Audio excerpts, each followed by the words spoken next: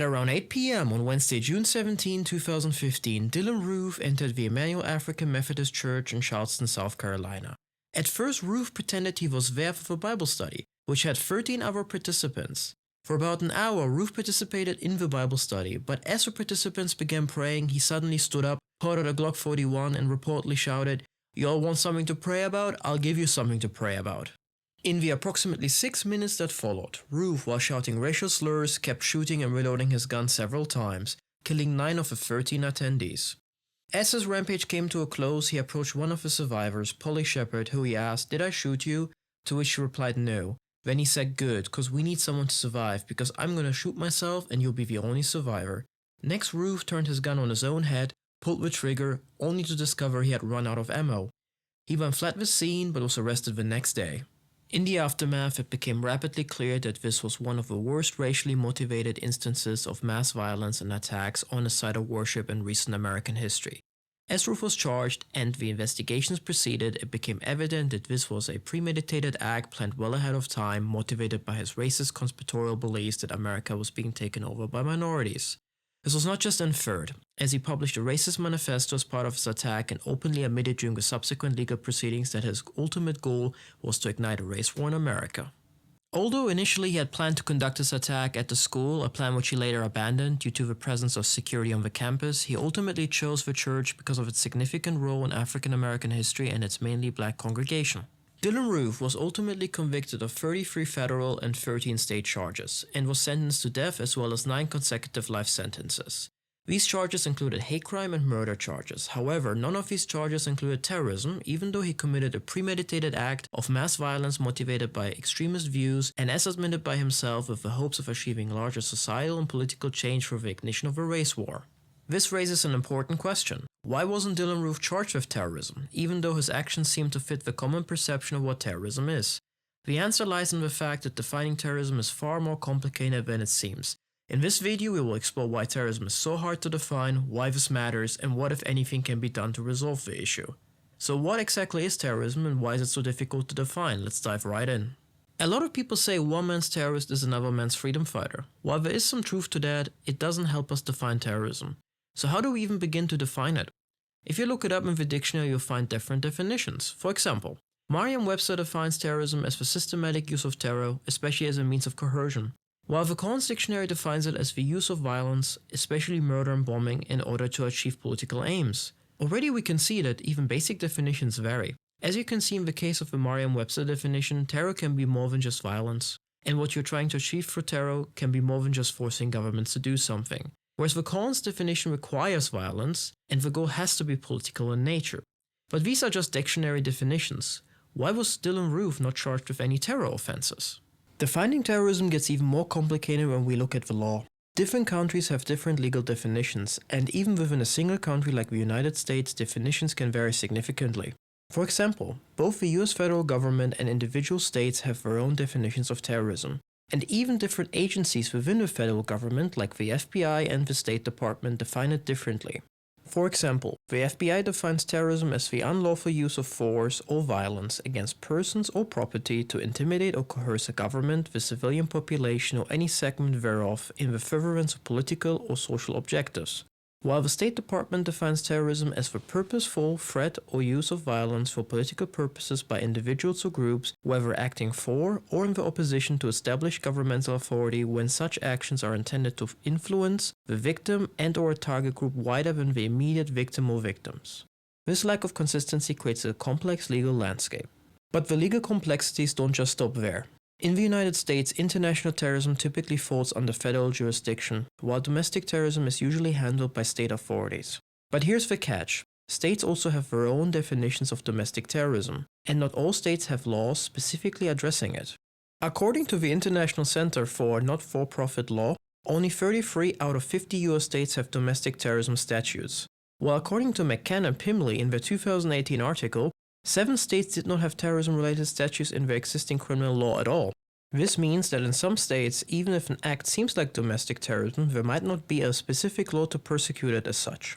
So it's clear that legally terrorism in the United States is a complex issue. This brings us back to our original question. Why wasn't Dylan Roof charged with domestic terrorism? As Faiza Patel and Adrienne Tierney explain in an article for Just Security, it was simply easier to charge him with hate crimes. Federal law defines domestic terrorism roughly as violent acts occurring within the United States intended to intimidate or coerce a civilian population, or to influence government policy or conduct. But whether or not a violent crime satisfies this definition doesn't necessarily bear on the criminal charges brought by federal prosecutors. As Attorney General Loretta Lynch noted when announcing the charges against Roof, there is no singular crime of domestic terrorism encompassing acts of politically motivated violence. Instead, federal law specifies a wide array of crimes as terrorism-related offenses, regardless of intent, including hijacking a plane, assassinating a government official, detonating certain kinds of explosives or chemical weapons, or bombing a government facility. Accordingly, Patel and Tierney argue that charging Roof with hate crimes was a strategic decision. Hate crime laws allow for harsher penalties and, more importantly, avoid the complexities of having to prove that the perpetrator's motives align with a specific legal definition of terrorism. However, while this approach certainly has its limitations, it is also the case that broadening the definition of terrorism to include all acts of violence with potential political motivations could lead to an overwhelming number of cases, including many that would not typically be considered terrorism. You might be surprised to learn, though, that the United States, despite all its legal complexities, has a more defined approach to terrorism than the good old United Nations. In fact, the UN, despite numerous attempts, still lacks a universally agreed upon definition to this very day. Interestingly, it was the League of Nations, the UN's predecessor, that came quite close to defining terrorism in the 1930s, following the assassination of King Alexander I of Yugoslavia in 1934 in Marseille. The League proposed a convention that defined terrorism as criminal acts directed against the state and intended or calculated to create a state of terror in the minds of particular persons or a group of persons or the general public. This attempt offers a glimpse into the persistent historical challenges of defining terrorism at the international level. It was only following the terror attack at the Olympic Games in Munich in 1972 that the international community and the United Nations would try once more to actively tackle international terrorism. This renewed effort included an attempt to define terrorism, and in the same year the UN General Assembly adopted the following rather wordy and lengthy resolution: measures to prevent international terrorism which endangers or takes innocent human lives or jeopardizes fundamental freedoms, and study of the underlying causes of those forms of terrorism and acts of violence which lie in misery, frustration, grievance, and despair, and which cause some people to sacrifice human lives, including their own, in an attempt to effect radical changes. An ad hoc committee on international terrorism was subsequently established, with a subcommittee dedicated to defining terrorism. However, these efforts ultimately proved unsuccessful due to a lack of a consensus among member states. Unsurprisingly, member states struggled to agree on a definition reflecting their diverse priorities. For example, non-aligned countries in Greece advocated for a distinction between terrorism and freedom fighters, a position that many other countries opposed. Of course, one might say these differences were primarily due to the Cold War, but they persisted even after the Cold War had ended. In fact, despite coming close to a consensus after 9/11, the international community ultimately failed to agree on a definition. Two of the biggest areas of disagreement that hindered the adoption of a definition in the international arena were the question of whether state terrorism and liberation fighters should be included within it.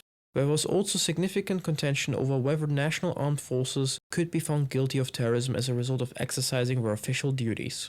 However, even though there is no agreed upon definition, the UN has adopted several resolutions that have declared terrorism, whatever it may be, illegal. One example of this is the International Convention for the Suppression of the Financing of Terrorism, which makes it illegal to directly or indirectly financially support terrorism. Moreover, while we do not know what terrorism is, a variety of UN protocols and conventions have defined certain acts such as the hijacking of planes as terrorism, which gives us an implicit idea of what terrorism is. It is because of these various international protocols, conventions, and treaties that there is an international legal regime in place against terrorism, despite the absence of a definition. This begs the question, why is defining terrorism so difficult? To understand these complexities, we need to examine the perspective of terrorism experts, whose views often inform policymakers and government organizations. Terrorism experts themselves have widely differing definitions of terrorism. This lack of consensus among experts poses a significant challenge to policymakers at both the national and international level, as governments and international organizations such as the UN struggle to develop consistent and effective counterterrorism strategies. Two studies in particular provide crucial insights into the challenges of defining terrorism within academia. Firstly, a study by Alex Schmidt and Albert Jungmann from 1988 surveyed academics on their definitions of terrorism. The results were staggering. 109 different definitions were identified, encompassing 22 distinct definitional elements. Similarly, A later study by Leonard Weinberg et al. In 2010 examined definitions used in three prominent terrorism journals, namely Terrorism, Terrorism and Political Violence, and Studies in Conflict and Terrorism. This study revealed a similarly diverse range of definitions, with 73 different definitions identified across 55 articles. These studies underscore the profound lack of consensus among terrorism scholars regarding the definition of terrorism, highlighting the inherent complexities of this elusive concept. While these studies demonstrate a lack of consensus, these studies also reveal some interesting patterns. For example, Weinberg et al. Found that the most common definitional elements used in the articles they surveyed were violence and force and political, appearing in 71 and 60% of definitions respectively, followed by threat at 41%. Despite the diversity of definitions, the study also revealed interesting similarities and differences in how terrorism is defined across different academic journals.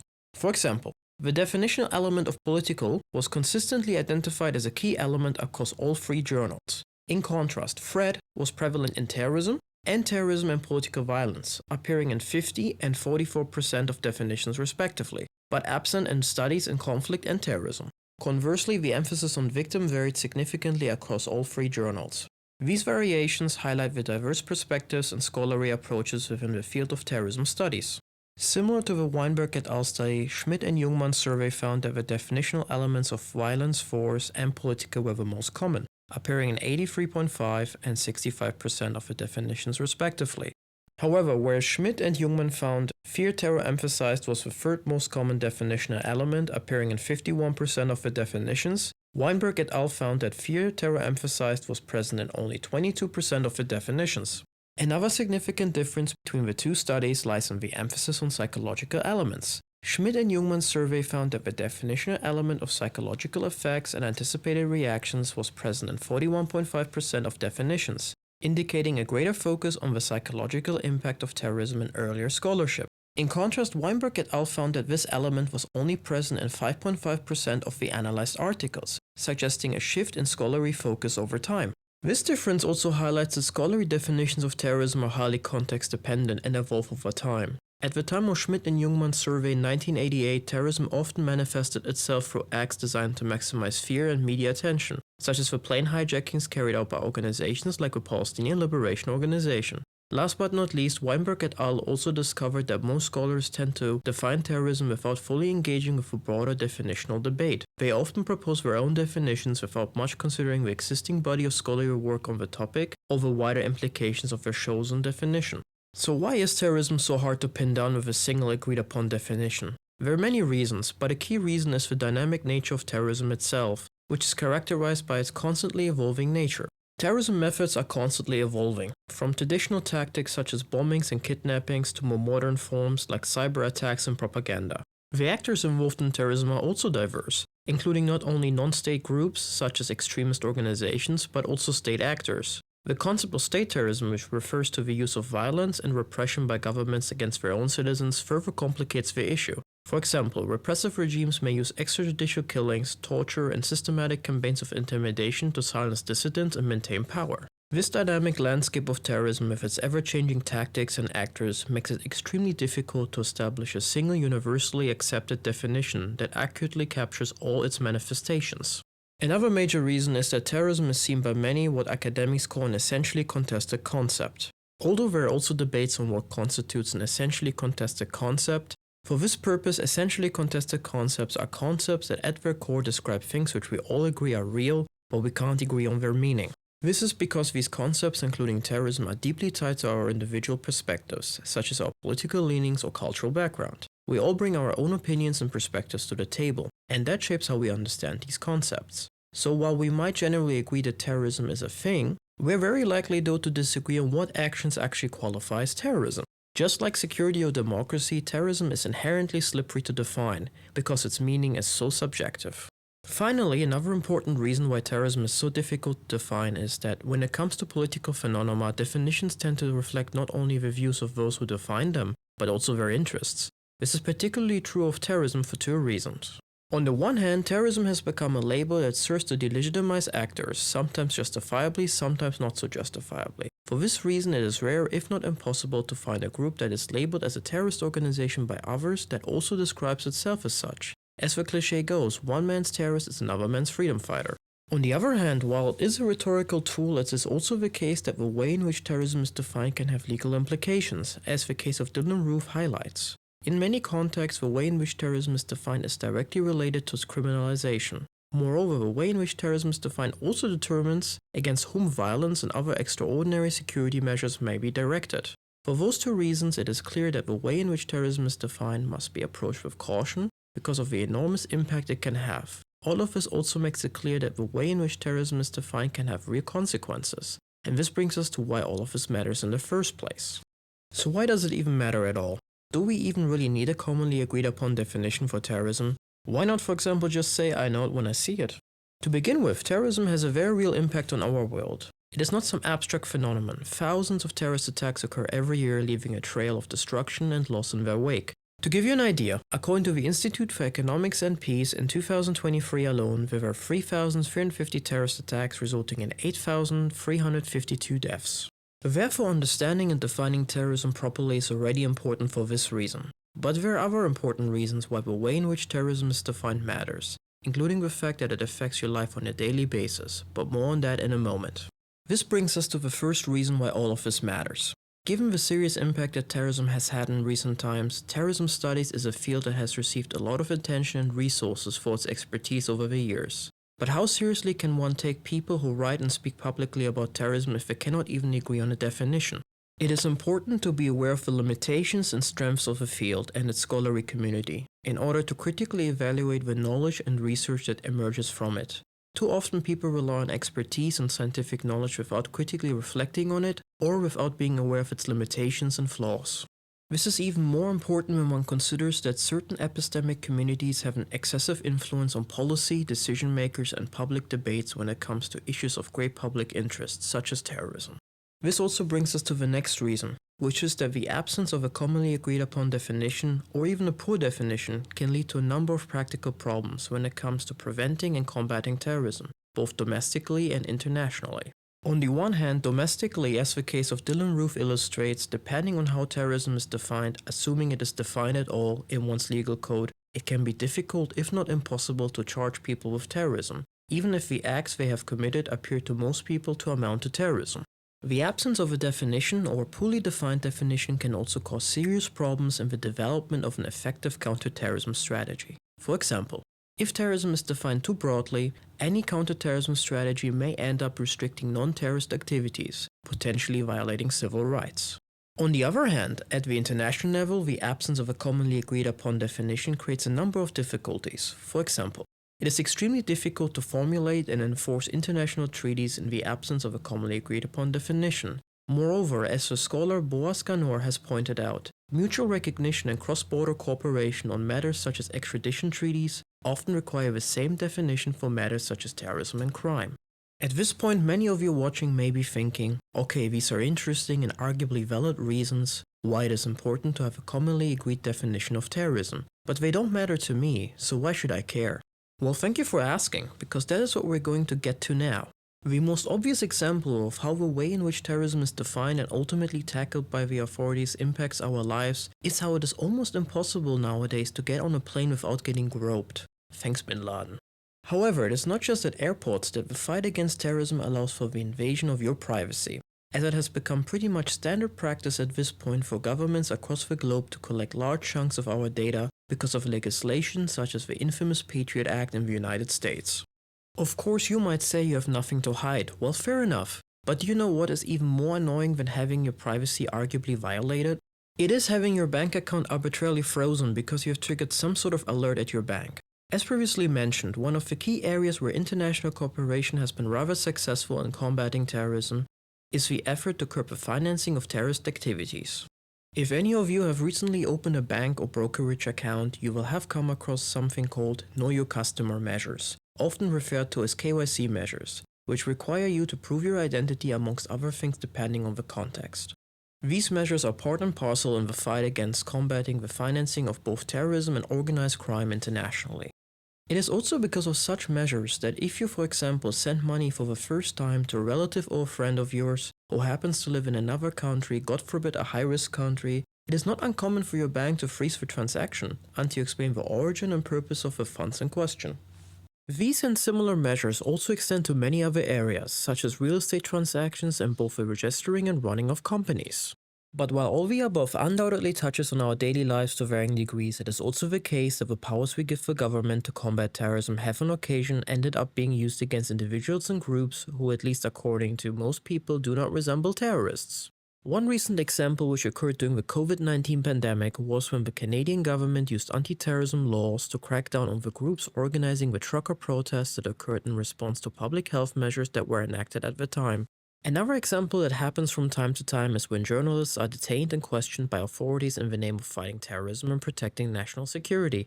This is not unheard of to occur in the UK, where one can be arrested and questioned for at least a few hours upon arrival without cause and have their electronic devices confiscated. Ultimately, the point is not whether we think the governments in these particular cases were justified in their actions, but rather the way in which terrorism is defined and the way in which counter-terrorism legislation is ultimately written can often give the state considerable powers that can end up being used against individuals and entities that our common understanding would not normally perceive as terrorists. Of course, the above tends to apply mostly to liberal democracies, where one can seek redress through the courts and where basic human rights are at least most of the time respected. It is far more common for terrorism to be used against political opponents in authoritarian contexts, where the practice of labeling one's enemies as terrorists is a very convenient way of justifying a wide range of measures, ranging from imprisoning individuals and extrajudicial disappearances all the way to initiating mass campaigns of ethnic cleansing and genocide. In the end, it is clear that the way in which terrorism is defined is important, not only in order to study the phenomenon properly, but also because it can have serious consequences for all of us. Accordingly, it is important that terrorism is approached with caution, and that any definition and legislation designed to counter the threat that it poses is proportionate and does not leave room for excessive negative externalities, let alone state exploitation. Seeing that it matters how terrorism is defined, yet experts seemingly cannot agree on a definition, naturally raises the question: is there any hope that one day such a definition will be devised, or that another solution will be found? Many ideas have been presented on how to resolve the situation. To begin with, some scholars continue to try to define terrorism, seeming in the hope that their definition will become the commonly agreed upon definition. Of course, as mentioned earlier, most scholars do come up with their own definition, but these are not always intended to settle the definitional debate. Many scholars simply develop their own definition for the purpose of their broader research in the field of terrorism studies. In contrast, some scholars have attempted to devise a consensus definition, which is an interesting approach. But while such attempts are interesting and might seem like the best option, there are considerable flaws in this approach to defining terrorism. For example, these definitions often lack substance and are too broad as they try to please everyone, which ultimately renders them useless in practice. Another possible solution has been proposed by the scholar Boaz Ganor, who has argued that an objective definition of terrorism is not only possible, it is also indispensable to any serious attempt to combat terrorism. But he calls for such a definition to be rather based on international laws and principles, such as those outlined in the Geneva and the Hague Conventions. Although Ganor's argument is certainly pragmatic and practical in the sense that it tries to attain a realistic compromise and an actually actionable definition, it also faces issues and obstacles. For example, one issue with this approach is that it places a lot of trust in the international system, and as mentioned earlier in this video, the UN is also struggling to define terrorism, and it is doubtful that this will change anytime soon. Another potential other way to approach defining terrorism could be to abandon the search for a definition altogether. Instead, one could focus more on the way the term is used in practice. This is what Gilbert Ramsay calls for, as he states, "The real puzzle about terrorism is not to be found in the supposed difficulty of defining the word, but rather in the fact that the word is so readily used, despite the lack of clarity as to what it is supposed to refer to." Accordingly, the author suggests adopting an approach which focuses on how certain acts of violence are labeled as terrorism, since the term serves important societal and ideological functions. As he puts it quite eloquently himself, when a car suddenly explodes in the middle of a city, or when a masked gunman suddenly starts shooting in a shopping mall, or for that matter, when a Hellfire missile suddenly lands on a private house in a tribal area, the observers cannot, in a strict sense, have any direct knowledge of what motivated the people responsible. The primary characteristic of events of this type seems simply to be that they are, in some sense, the wrong violence in the wrong place, regardless of tactical intention. They are necessarily, in this sense, perceived as exceptional. Once an exceptional event has taken place, it cries out for explanation.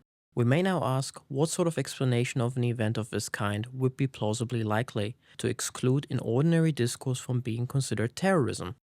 Yet another different approach to defining terrorism could be, rather than focusing on what constitutes terrorism, the focus could instead simply be placed on the various ideological currents that motivate terrorism or the acts that are commonly associated with terrorism.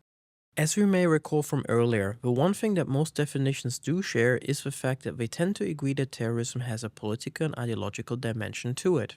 Therefore, scholars could focus on defining more accurately ideological currents that are related to terrorism, such as right or left-wing extremism, as well as their various subcurrents. However, both of the just now suggested alternatives to defining terrorism have considerable pitfalls. For starters, not defining terrorism still leaves us with no commonly agreed upon definition, which is problematic as most scholars do agree that some sort of definition is important to have. Another issue, for instance, in the case of Ramsey's suggested approach is that it places too much agency in the perception of how others perceive terrorism. Of course, if anything is certain at this point, it is that what is perceived as terrorism is inherently subjective. But at the same time, analytically this is problematic because where do we draw the line? Would it, for example, be appropriate, according to this approach, to agree with an authoritarian government that is popular to classify oppositional actors as terrorists, if the said government and its support base fundamentally believes such classification to be true? In contrast, by focusing instead on the sort of political and ideological motivations that drive terrorism, we run into the problem that it is difficult to translate this approach to actionable policy, as a lot of extremism does not directly translate to violence.